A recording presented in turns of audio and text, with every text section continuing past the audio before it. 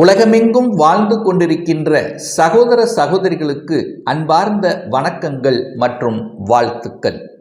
இன்றைக்கு நம்ம பார்க்கக்கூடிய ஒரு அற்புதமான ஒரு காணொளி என்னவென்றால் 2024 வருடத்திற்குரிய மாசி மாதத்துக்குரிய பலன்களைத்தான்.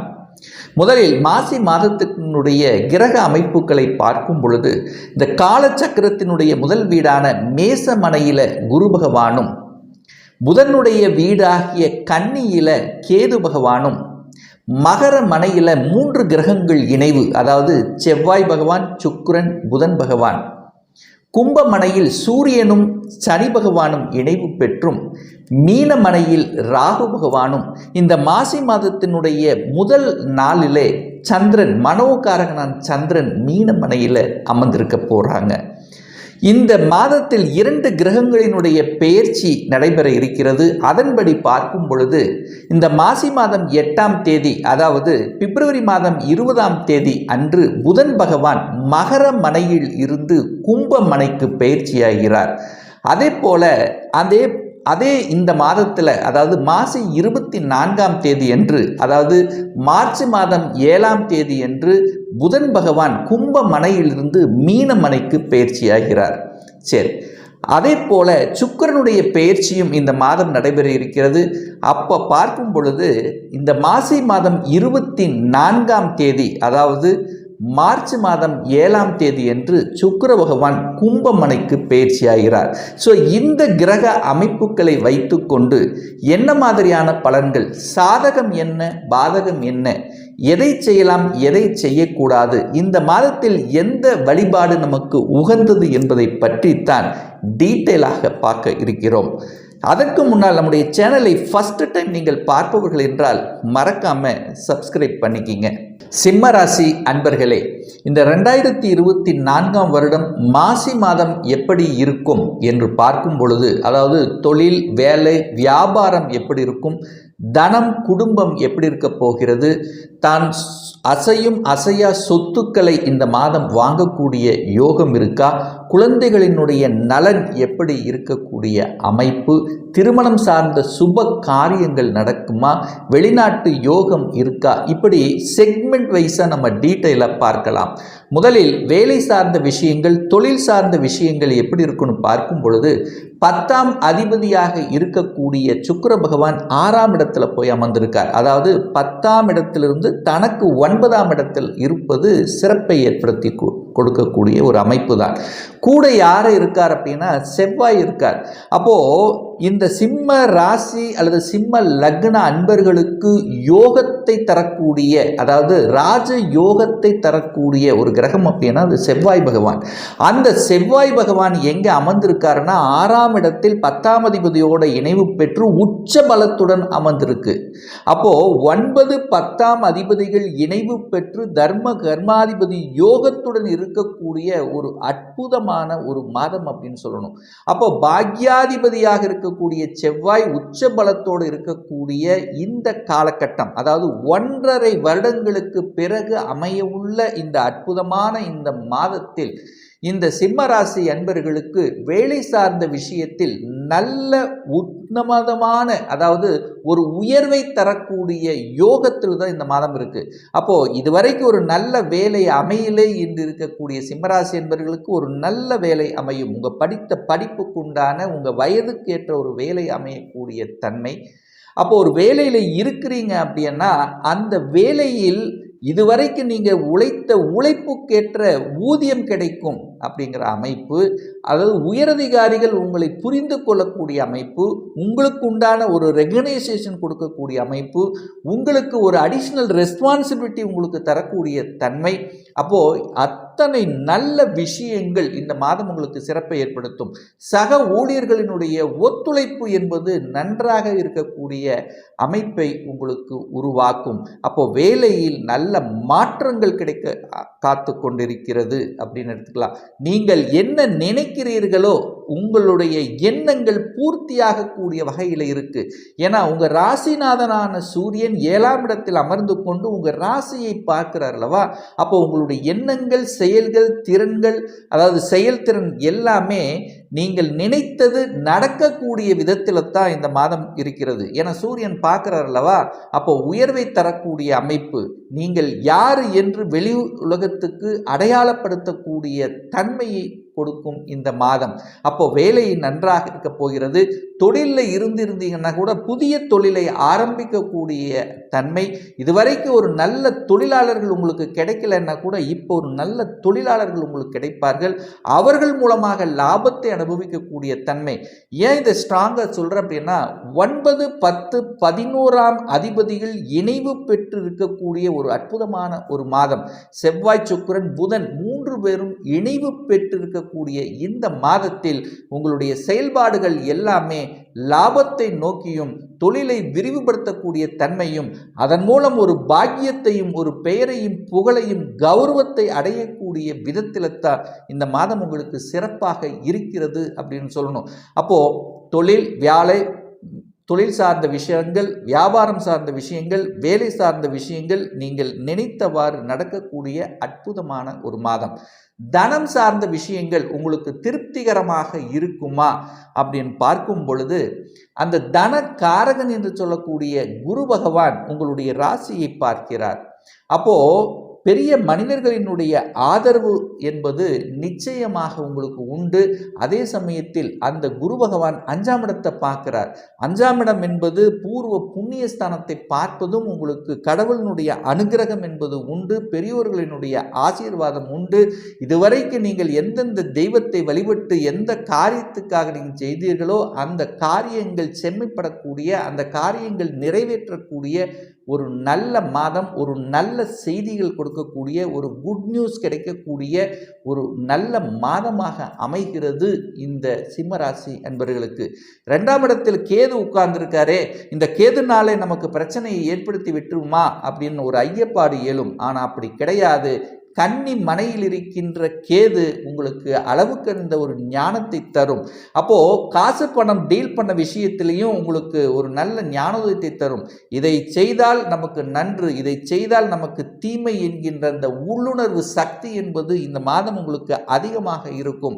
அப்போ அந்த ஞானம் அப்படிங்கிறது உங்களுக்கு இந்த மாதம் நன்றாக இருக்குது அப்படின்னு சொல்லணும். ஆனால் கேது அங்கே இருக்கிறதுனால, கேதுனால ஒரு பாம்பு கிரகம்ங்கிறதுனால, ஒரு தடை அப்படிங்கிறதுனால 3ஆம் நபர்களினுடைய குறுக்கீடு உங்கள் குடும்ப விஷயத்துக்கு வராமலும் நீங்கள் மற்ற குடும்ப விஷயத்துக்கு போகாமல் இருப்பது உங்களுக்கு சால சிறந்தது அப்படின்னு சொல்லுவேன்.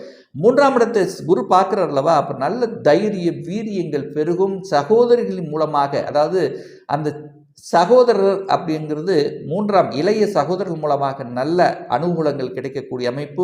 பொதுவாகவே இந்த செவ்வாய் உச்சபலம் பெற்றிருக்கிறதுனால சகோதரர்களால் மேன்மை உண்டு. அப்போ சகோதரர்களுக்கு ஒரு நல்லது செய்யக்கூடிய தன்மை, அப்போ சகோதரர்களுக்கு ஒரு திருமணம் சார்ந்த சுப காரியங்கள் நடக்கக்கூடிய தன்மை. அந்த செவ்வாய் என்பது விளையாட்டுத்துறையில் இருக்கக்கூடிய இந்த சிம்மராசி என்பவர்களுக்கு ஊக்கத்தையும் உயர்வை தரக்கூடிய ஒரு மாதம் அப்படின்னு எடுத்துக்கலாம். அப்போ கட்டிடம் சம்பந்தப்பட்ட துறையில் இருக்கின்றவர்கள், மருத்துவத்துறையில் இருக்கின்ற இந்த சிகப்பு நிற சம்பந்தப்பட்ட துறையில் இருக்கக்கூடிய அத்துணை சிம்மராசியின் அன்பர்களுக்கும் உயர்வை தரக்கூடிய, நன்மதிப்பை தரக்கூடிய ஒரு நல்ல மாதமாக உங்களுக்கு அமையும் அப்படிங்கிறதுல எந்த மாற்று கருத்தும் கிடையாது. அதே சமயத்தில் அந்த செவ்வாய் சுக்கிரனும் இணைந்து மிருகமங்கல யோகத்துடன் இருக்கக்கூடிய இந்த காலகட்டத்தில் நீங்கள் நிலம் சார்ந்த விஷயங்கள், இடம் சம்பந்த விஷயங்கள், இந்த வாகனம் சம்பந்தப்பட்ட விஷயங்கள் அத்தனையும் நல்லதே நடக்கக்கூடிய அமைப்பு. ஒரு வீடு வாங்கணும், ஒரு இடம் வாங்கணும் அப்படின்னு ரொம்ப நாள் நினைத்து கொண்டு அந்த கனவை நோக்கி இருந்து கொண்டிருந்த இந்த சிம்மராசி என்பர்கள் உங்கள் கனவு மெய்ப்படக்கூடிய ஒரு மாதமாக அமைகிறது அப்படின்னு நம்ம ஸ்ட்ராங்காக சொல்லலாம். அதே சமயத்தில் வாகனம் சம்பந்தப்பட்ட வாகன உதிரி பாகங்கள் விற்பனை செய்யப்பட்ட விஷயங்கள் இருப்பவர்களுக்கும் சரி, அல்லது டிரான்ஸ்போர்ட் சார்ந்த துறையில் இருக்கின்றவர்களுக்கும் ஒரு வளர்ச்சியை தரக்கூடிய ஒரு நல்ல மாதமாக அமைகிறது. குழந்தை நலன் திருப்திகரமாக இருக்குமா அப்படின்னு கேள்வி கேட்டிங்கன்னா நிச்சயமாக நன்றாக இருக்கும். ஏன்னா 5ஆம் இடம் என்பது குழந்தை சம்பந்தப்பட்ட ஒரு இடம் அல்லவா, அந்த இடத்தை அந்த குரு பகவானுடைய 9ஆம் பார்வையும் அங்கே பார்த்து கொண்டிருக்கிறது. அப்போ குழந்தை நலன் திருப்திகரமாக இருக்கும். குழந்தையினால் இதுவரைக்கும் ஏற்பட்ட மனசங்கடங்கள் எல்லாமே விலகக்கூடிய வகையில் இருக்கிறது. அப்போ குழந்தை பிறப்பு சம்பந்தப்பட்ட விஷயத்தில் பாதிப்பை கொடுத்து கொண்டிருந்தவர்கள், ஏன்னா இதுவரைக்கும் குரு 9ஆம் இடத்துல தான் இருந்தார். ஆனால் ராகுவோட கடந்த சில மாதங்களுக்கு முன்பாடு பார்த்தீங்கன்னா ராகுவோட பீடிக்கப்பட்டிருந்தால் குரு வக்ரமாக இருந்தார். இப்போ முழு ஒளி பொலிவுடன் அந்த குரு பகவான் 9ஆம் இடத்தில் அமர்ந்து கொண்டு 5ஆம் இடத்தை பார்க்கக்கூடிய இந்த நிகழ்வுங்கிறது குழந்தை பிறப்பில் தடைப்பட்டு கொண்டிருந்த அத்துணை சிம்மராசி அன்பர்களுக்கும் ஒரு நல்ல செய்தியை கொடுக்கக்கூடிய ஒரு மாதமாக அமையும். குழந்தைகளால் உங்களுக்கும் உங்களால் குழந்தைகளுக்கும் நல்ல பல அனுகூலங்கள், குழந்தைகளுடைய படிப்பு சார்ந்த விஷயங்களும் திருப்திகரமாக இருக்கும். ஒரு நல்ல மார்க் வாங்கணுங்கிறத கடுமையாக உழைக்கக்கூடிய தன்மை, ஒரு டார்கெட் ஃபிக்ஸ் பண்ணியிருப்பாங்க. நான் இதைத்தான் படிக்க போகிறேன், இப்படித்தான் நான் இருக்க போகிறேன், வாழ்க்கையில் இப்படித்தான் சாதிக்க போகின்றேன் என்கின்ற மன உறுதிப்பாடோட படிக்கக்கூடிய குழந்தைகளுக்கு அவங்களுடைய எண்ணங்கள் பூர்த்தியாகக்கூடிய வகையில் தான் இருக்கிறது.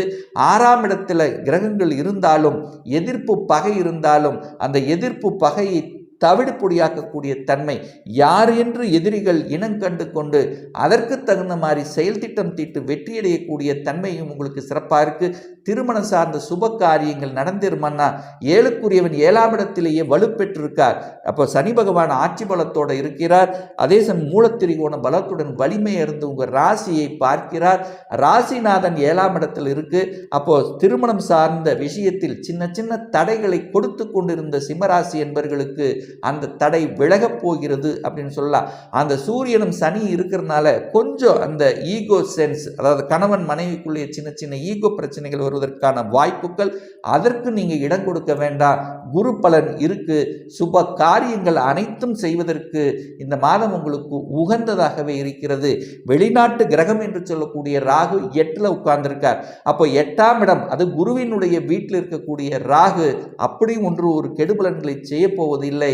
ராகு வெளிநாட்டு தொடர்புகளை ஏற்படுத்துவார். ஒரு சிலருக்கு குடும்பத்தை விட்டு வெளிநாட்டில் வேலை பார்க்கக்கூடிய அமைப்புகளை உருவாக்கும். அல்லது வெளிநாட்டிலேயே வேலை செய்பவர்களுக்கு ஒரு வேலை மாறணும், ஒரு மாற்றத்தை எதிர்பார்த்து காத்து கொண்டிருப்பவர்களுக்கு நல்ல மாற்றங்கள் கிடைக்கக்கூடிய ஒரு மாதமாகவும், ஒரு PR அப்ளை பண்ணி காத்து கொண்டிருப்பவர்களுக்கு நல்ல செய்திகள் கொடுக்கக்கூடிய ஒரு நல்ல மாதமாக அமைகிறது.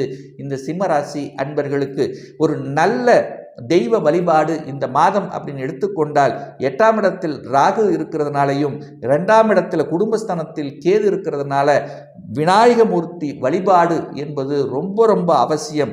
டெய்லி நீங்கள் வெளியில் வேலைக்கு போகும்போதும் சரி, எங்கே சென்றாலும் விநாயகமூர்த்தி சென்று வழிபடுவதும், ராகு 8ல் இருக்கிறதுனால துர்க்கை அம்மனை சென்று வழிபடுவதும் அனைத்து விதத்திலும் உங்களுக்கு நன்மையும் ஏற்றத்தை தருங்கிறதுல எந்தவித மாற்று கருத்தும் கிடையாது. இப்போ நான் சொன்னது எல்லாமே கோச்சார ரீதியான இந்த மாசி மாதத்துக்குரிய ஒரு பொதுவான பலன்கள் தான். இந்த ராசி நட்சத்திரத்தில் பார்த்தீங்கன்னா பல கோடிக்கணக்கான பேர் இருப்பாங்க. எல்லாருக்கும் ஒரே மாதிரியான பலன்னா நிச்சயமாக இல்லை. ஏன்னா ஒவ்வொருத்தரும் டிஃபரெண்ட். ஒவ்வொருவருடைய ஜாதக அமைப்புகளும் தசாபுத்திகளும் வேறுபடும். இந்த கோச்சார பலனை, அதாவது இந்த மாத பலன்களை தொடர்ச்சியாக ஒரு 3 மாதம் பாருங்கள். ஒரு சரியாக செட் ஆகலை, அதுக்கு எதிர்மறையாக உங்களுக்கு பலன் நடக்குது அப்படின்னா உங்களுக்கு தசாபுத்தி, அதாவது 6ஆம் அதிபதி 8ஆம் அதிபதி 12ஆம் அதிபதிகளினுடைய தசாபுத்திகள் உங்களுக்கு நடந்துட்டுருக்கும் அப்படிங்கிறதை ஞாபகத்தில் வைத்து கொள்ளுங்கள்.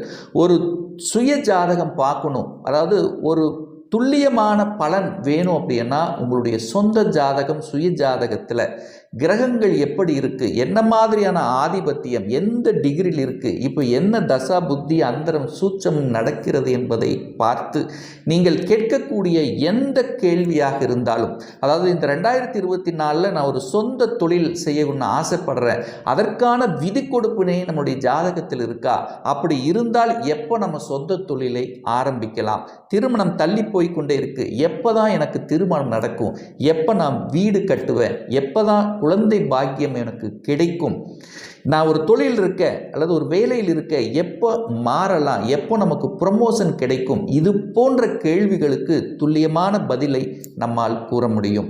ஒரு பர்சனல் கன்சல்டேஷன் எடுத்துக்கணும், ஒரு சுயஜாதகம் பார்க்கணும் என்று விருப்பமுடைய அன்பர்கள் டிஸ்பிளே தெரியக்கூடிய நம்பருக்கு வாட்ஸ்அப் மூலியமாகவோ ஃபோன் கால் மூலியமாகவோ தொடர்பு கொண்டு அப்பாயின்மெண்ட் பெற்றுக்கொண்டு கன்சல்டேஷன் எடுத்துக்கலாம்.